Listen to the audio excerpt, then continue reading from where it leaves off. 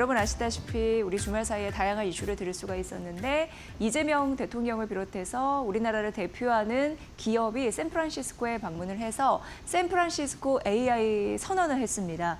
그러한 종목들이 오늘 연계돼서 시장에 따뜻한 바람을 좀 넣어주고 있는 상황인데요. 크게 반도체, AI 데이터 센터, 피지컬 AI 세 가지 축으로 정리를 할 수 있겠고 가능하면 빨리 이걸 좀 정리해드리면 좋을 것 같아서 첫 번째 페이지로 준비를 해봤습니다. 일단 반도체 관련인데요. 역시 반도체 생태계를 구축하는 데 있어서 우리나라 아니면 이 생태계를 전반적으로 확장할 수 없겠다라는 걸 느낀 샌프란시스코 AI 서밋이었다라는 생각이 듭니다. 삼성전자와 브로드컴, SK 엔비디아 이렇게 이제 협력한 기업끼리 써놨는데 그러면서 한 9,500달러 규모가 바로 이 숫자이거든요. 이 데이터를 좀 나눠보도록 하겠습니다. 일단 삼성전자와 브로드컴입니다. 향후 5년간 2천억 달러, 이게 우리나라 돈으로 290조 원 정도 되겠습니다. 첨단 메모리 공급하고 AI 칩 파운드리에 협력하는 그런 또 MOU 이런 부분으로 체결을 했고요. SK 엔비디아와는 향후 5년간 7,500억 달러, 이게 우리나라 돈으로 1,085조 원 규모가 될 텐데 첨단 AI 인프라의 전략적 파트너가 되겠다라고 얘기를 했습니다. 그렇기 때문에 이것만 더해도 9,500억 달러가 되겠다라는 점이고요. 이걸 보면서 또 K반도체의 재평가가 이루어질 가능성이 많겠구나라는 느낀 그런 대목이었습니다. AI 데이터 센터 같은 경우에도 5기가와트나 뭐 200만 장의 GPU 이런 공급 이런 부분이 얘기가 됐는데 SK텔레콤과 엔비디아입니다. 최대 2기가와트 AI 데이터 센터 구축하고 확장을 하겠다라는 건데 이를 위해서는 엔비디아의 차세대 플랫폼 되겠습니다. 베라루빈 시스템을 우선적으로 할당할 수밖에 없는 그런 서로의 윈윈 관계를 좀 확인해 볼 수 있었고요. 또 엔트로픽과 SK텔레콤 국내 AI 데이터 센터 프로젝트를 투자하고 확대하고자 하는 그런 협력 이야기가 오고 갔고요. 또 네이버와 엔비디아 같은 경우에 이제 네이버의 3대 주주가 될 예정입니다. 그러면서 네이버가 오늘 장중에 12%, 23만 원 선 위까지 올라가는 흐름들이 있었죠. 이게 굉장히 중요한 의미가 이제 유상증자, 제3자 배정의 유상증자를 통해서 엔비디아가 네이버에 투자하는 그런 형태가 될 텐데요. 이런 흐름으로 네이버가 좀 급증하는 흐름들이 있었고 고점에서는 상승폭을 좀 줄이고 있습니다만 어쨌든 확실한 호재인 것 같습니다. 어쨌든 유상증자를 통한 엔비디아의 네이버 투자, 그러니까 네이버가 그 주식을 만들어서 엔비디아 주는 거고 엔비디아가 돈을 주면서 네이버에 좀 투자하는 그런 형태가 되겠습니다. 그리고 이제 네이버와 브룩필드라고 해서 브룩필드 같은 경우에는 대체자산 운용사가 되겠는데 함께 100억 달러, 이게 우리나라 돈으로 하면 이제 16조 정도 되는 거죠. 16조가 넘겠죠. 14조 정도. 에서 이제 16조까지 그 규모의 글로벌 AI 팩토리를 구축하겠다라는 내용입니다. 어쨌든 반도체 AI 데이터 센터고 다음 장이 이제 피지컬 AI인데 이쪽은 이제 현대차 그룹과 맺은 그런 협약이다라고 보시면 될 것 같고요. 현대차 그룹과 엔비디아가 이제 로봇을 개발하고 이제 검증하는 그러한 단계라고 보시면 되는데 로봇 레퍼런스 플랫폼을 이제 구축한다라는 이슈가 있고요. 또 이러면서 대학과 스타트업을 개발해서 지원하는 그런 협력, 전략적인 파트너십 이제 맺게 됩니다. 그리고 현대차 그룹과 웨이모 같은 경우에도 자율주행차 파운드리 그런 부분을 이제 발표를 했고요. 삼성 SDS와 엔트로픽이 AI 신규 시장을 공동 발굴해서 또 AI 엔지니어링 이런 부분을 양성하고자라는 약속을 했습니다. 이렇게 어쨌든 긍정적인 소식이 나오면서 AI 인프라 관련주가 이제 월요일 시장에서 그래도 든든한 성장 축이 돼주는 그런 모습을 보여주고 있는데요. 앞으로 이러한 협약대로 K 여러 가지 가치를 평가받고 이 미국 빅테크들과의 협력을 조금 더 가속화할 수 있는 그런 결정적인 계기가 될 수 있을지 눈여겨집니다. 그리고 그동안 증시가 좀 못 가는 흐름들이 있었는데 이런 쪽으로 조금 더 상승부를 뿜을 수 있을지 중요한 기점이다라는 점 말씀드립니다. AI 인프라 관련주에는 훈풍이 불 수밖에 없는 상황인데 사실 여기 이제 추천주라고 해서 이 증권사에서 반도체 탑4를 제시했거든요. 뭐 삼성전자, SK하이닉스, 삼성전기, LG 이노텍 이 종목들은 뭐 오늘 반등한다 하더라도 좀 갈 길이 먼 상황입니다. 일단 삼성전자는 한 달간 뭐 33% 빠졌죠. SK하이닉스가 40% 넘게 빠졌고요. 그리고 삼성전기가 한 45% 빠졌고 한 달 동안에 LG이노텍이 60% 이상 급락을 했습니다. 그래서 갈 길은 좀 멀다 이렇게 표현해 볼 수 있을 것 같고요. 다만 이 증권사에서는 그래도 반도체주가 흔들리지 않을 가능성에 대해서 조목조목 나열을 했더라고요. 그것을 알려드리도록 하겠습니다. 첫 번째, 미국 빅테크들이 AI 투자를 지속할 수밖에 없다라는 사실에서 근거를 하고 있습니다. 그러니까 미국 빅테크들은 지난주에도 머니코드에서 좀 말씀드린 바가 있어요. 뭘 가장 두려워하냐면 과잉 투자를 우려하는 것이 아니라 너무 적기에 투자를 많이 하지 못해서 제대로 하지 못해서 생존에서 탈락할 위기를 더 걱정하고 있다. 그래서 이거는 과소 투자를 더 우려해서 과잉 투자, 그러니까 투자를 할 것임은 이건 명백한 사실이다 이렇게 얘기를 했거든요.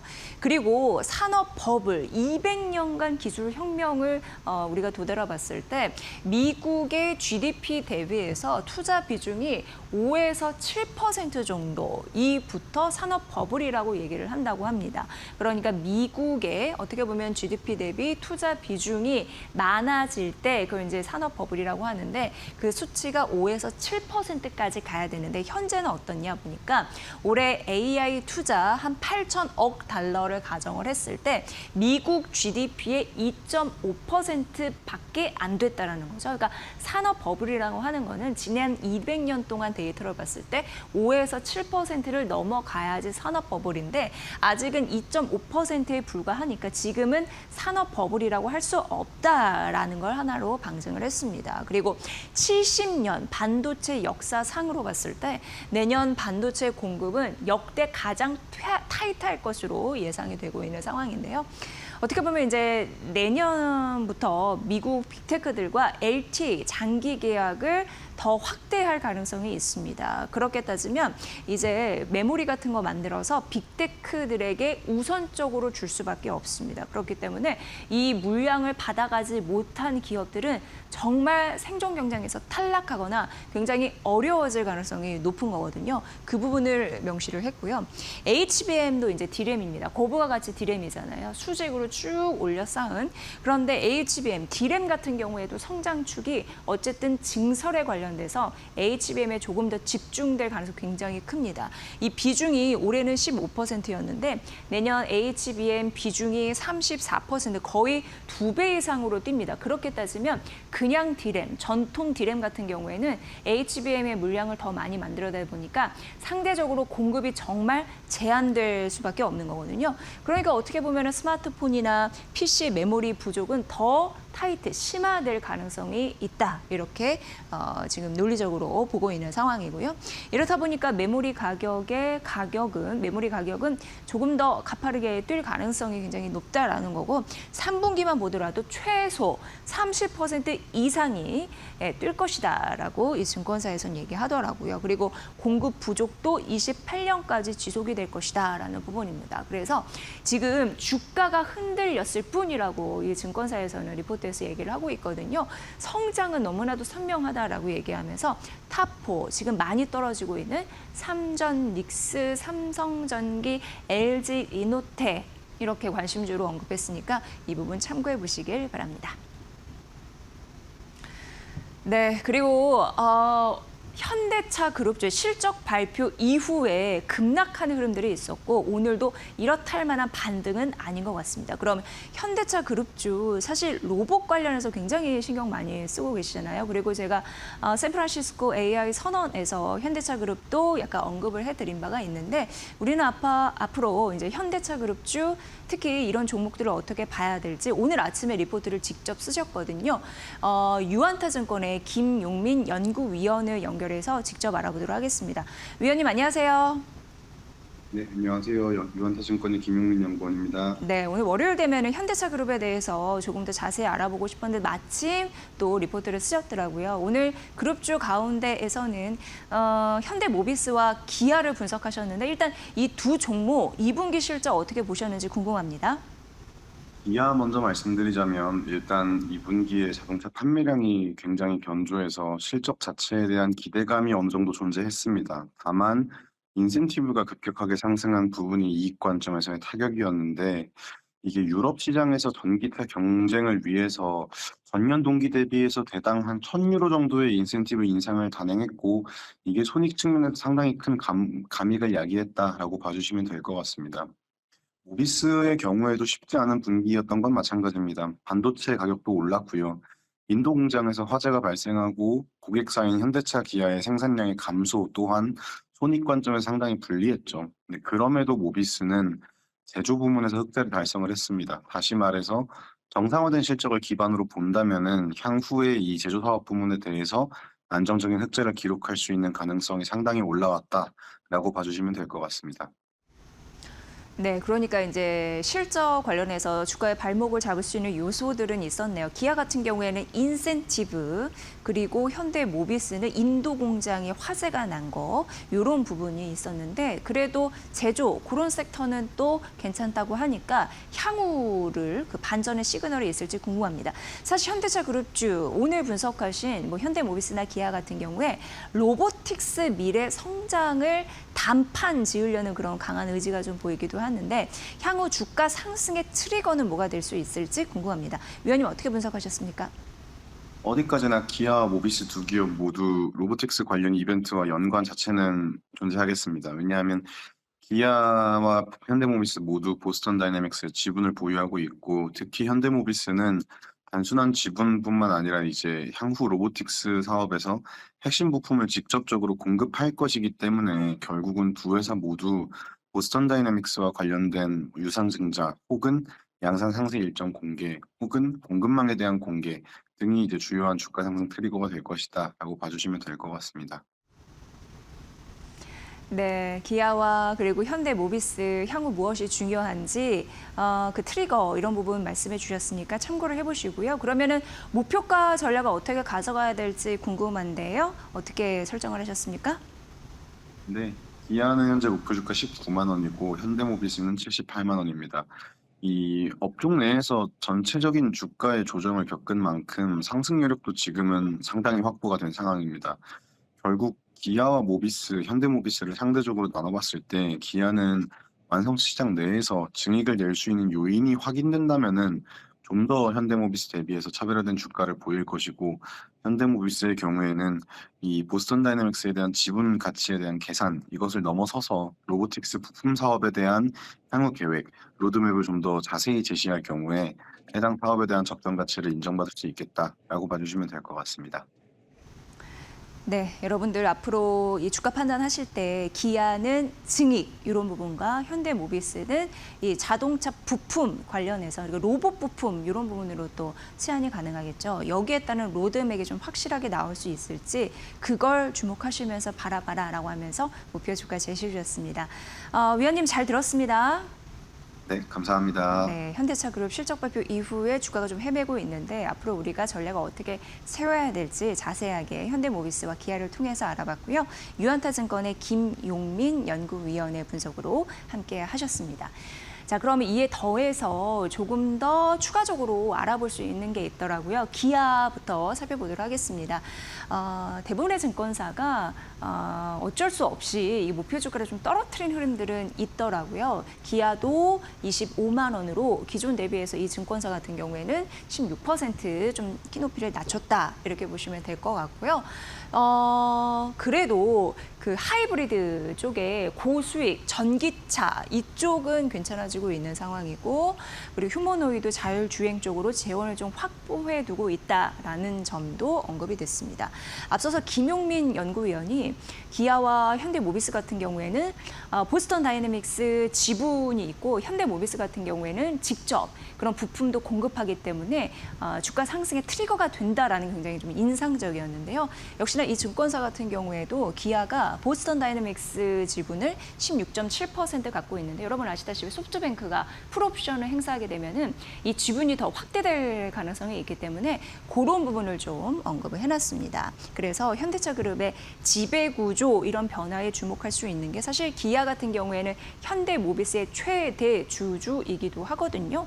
그런 흐름에서 지배구조 모멘텀이 있다라는 점 말씀드리면서 지금 전반적으로 목표 주가는 좀 깎였다라는 점 언급을 해드리고요. 다음 페이지 보면은 다음에 이제 현대모비스인데 이제 기댈 거 액추에이터다라고 하면서 로봇 부품 이쪽으로 관심사도 이 증권사도 좀 마찬가지였습니다. 그러나 기존 대비 25% 목표 주가를 좀 떨어뜨려서 90만 원으로 낮춰 잡았다라는 점 말씀드리고요. 지금 2분기 같은 경우에는 현대모비스는 컨센은 상회했는데 관세가 일부 400억 원 좀 환입이 되면서 부품 관세에 대한 우려감을 좀 상쇄한 그런 흐름은 좀 나왔고 환율 괜찮고 판가 오르면서 어쨌든 실적에 좀 도움이 됐다라고 언급이 되고 있는 상황이고요. 연간 영업이익은 한 3조 9천억 원 정도 바라봤는데 이 기존 대비해서 좀 눈높이는 깎였다라는 점 말씀드리고요. 인도 공장 화재 1,000억 원 정도 나올 것으로 보이는데 이게 이후에는 보험금으로 회수가 가능한 이슈라서 요거는 뭐 넘어가도 될 것 같습니다. 그리고 전장, 조종 부품, AS 환율, 판가 수혜 이런 부분도 언급이 되고 있는데요. 아틀라스 바디 액추에이터 31개를 수주했습니다. 일단 수주 레퍼런스를 확보하고 있는 거고 11월 시제품 납품한다라는 그런 양산, 이런 계획도 갖고 있는 상황이고요. 그래서 이 하나증권에서는 액추에이터 영업이익만 봤을 때 2030년에서 2034년 얼마나 바뀌는지 일단 보면은 5,300억 원에서 2014년도, 2034년도에 6조가 넘어갈 것이다라고 합니다. 그러니까 자연스럽게 제목을 현대모비스 믿을 건 액추에이터다라는 얘기가 바로 여기 영업이익 단에서 얼마나 많이 달라질 수 있는지 알 수 있겠죠. 이런 부분으로 주가가 반전할 수 있을지 워낙 주식은 기대감을 선병한영하는 흐름들이 있기 때문에 여러분들 이런 단서 잘 찾아보시면 될 것 같습니다. 그리고 현대위아인데요. 뭐 체질 개선을 하고 있다라고 했는데 목표 주가는 또 떨어뜨렸습니다. 기존은 10만 원인데 8만 3천 원으로 낮춰 잡은 흐름들은 있었습니다. 하반기 체질 개선이 좀 본격화될 것이다라는 가능성은 있는데요. 국내 생산에서 차질이 좀 됐던 게 지금 해소되는 과정이거든요. 생산 정산화 과정을 좀 갖고 있는 상황이고 멕시코 같은 경우에는 하이브리드 엔진 해서 요 양산 이슈 긍정적이고 여기가 이제 열 관리 쪽이잖아요. 그래서 공조, 그 온도를 좀 관리한다라는 의미로 보시면 되는데 그 물량이 늘어나고 있습니다. 주력 사업 아닌 거 가감하게 좀 잘라내면서 오히려 잘 될 수 있는 열 관리나 여기 보시면 이제 로보틱스 투자를 높이면서 이런 성장 재원을 마련하고 있다라는 거 계열사이기 때문에 같이 좀 가고 있는 상황이고요. 특히 현대위아는 체질 개선에서 가장 중요한 섹터가 열 관리입니다. 특히 이 부분, 그러니까 슬로바키아나 인도 쪽, 그러니까 이쪽에 내년 신규 차종을 좀 확대가 하면서 이제 얼마 남지 않은데 2년 조금 안 되는 시점에 성장 궤도에 본격적으로 진입할 수 있다라고 이 증권사에서는 바라봤습니다. 장기적으로 봤을 때 중장기적입니다. 1조 원 투자 정도 어느 정도 할 것으로 예상이 되는데 생산 능력 캐파 같은 경우에도 내년 50만 대 늘릴 가능성은 있는 상황이고요. 그래서 특히 열 관리 부분 굉장히 중요하다고 했는데 이쪽에 힘을 쏟는 게 점유율 한 30% 가져가려고 하고 전기차만 보더라도 50% 우리가 비중을 차지할 것이다. 시장을 점령할 것이다. 이런 목표를 가지고 있는 상황입니다. 특히 제조 물류 자동화 섹터 이쪽 로봇에 중장기적으로 4천억 정도 투자할 가능성도 언급이 되고 있으니까 이 부분도 보시기 바랍니다. 오늘 이렇게 현대차 그룹주 쭉 좀 살펴봤고요. 자, 그리고 삼성 E&A 오래간만에 이제 목표 주가 상향 소식 알리고 있고요. 상상인 증권에서 얘기를 하고 있습니다. 여기가 그룹사 수주 가이던스 눈높이가 좀 높아진 영향 때문에 목표 주가 올릴 흐름들이 있었는데 투자는 2년에서 3년 지속적으로 좀 확대할 가능성이 굉장히 높고요. 3조에서 7조 원까지 수주 가이던스가 좀 높아졌습니다. 하반기 첨단 산업 쪽에서 매출을 당겨줄 것으로 예상이 되는데 상반기 쪽에서 매출 인식이 좀 가속화되면서 하반기에 좀 더 불이 붙는 그런 양상으로 갈 가능성이 있고요. 그리고 P5라고 해서 이게 삼성, 평택, 다섯 번째 공장을 얘기를 하는데 초순수 설계라고 하는 게 이제 반도체는 굉장히 깨끗한 클린룸 이런 거 굉장히 중요하잖아요.